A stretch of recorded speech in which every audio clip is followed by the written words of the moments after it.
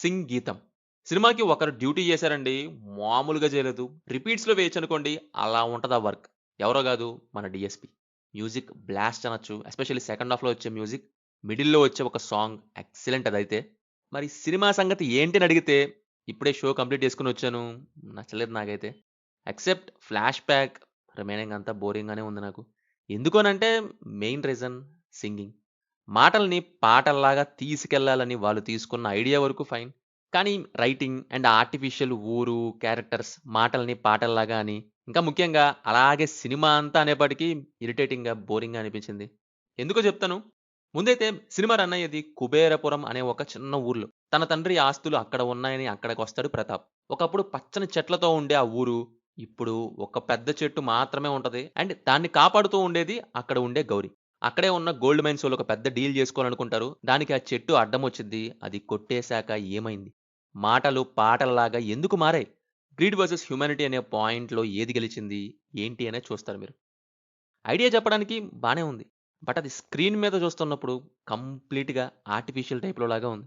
ప్రతీది కూడా ఒక ఊరు, అక్కడి క్యారెక్టర్స్, అక్కడ జరిగే కథ అనేలా కాకుండా ఏసినట్టుండే సెట్లని, ఒక 10, 15 ఇల్లుంటాయి. గట్టిగా మాట్లాడితే ఒక 20, 25 మంది ఉంటారు. అక్కడ అన్నీ ఉన్నట్టుగా చూపిస్తారు. ఇంకా దీనికి తోడు అతికి, అతకని క్యారెక్టర్స్ అని. ఒక్క క్యారెక్టర్ కూడా ఆ సెటప్‌కి సెట్ అవ్వలేదు. ఇక్కడ దాకా బిగినింగ్‌లో చూసినవి. ఇక అసలైన ఘట్టం సింగింగ్.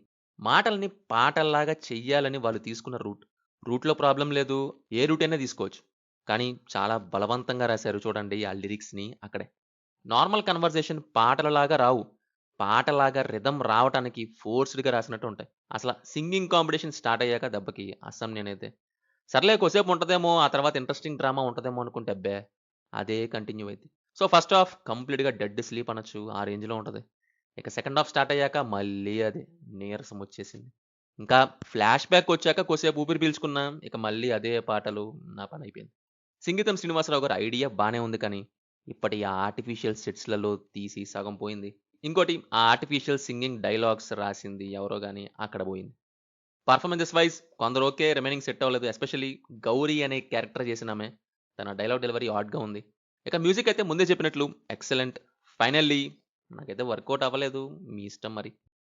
'సింగీతం' మూవీ మీకెలా ఉందో కింద కామెంట్స్‌లో మాతో తప్పకుండా షేర్ చేసుకోండి. Will meet in next video. Thank you. జై హింద్.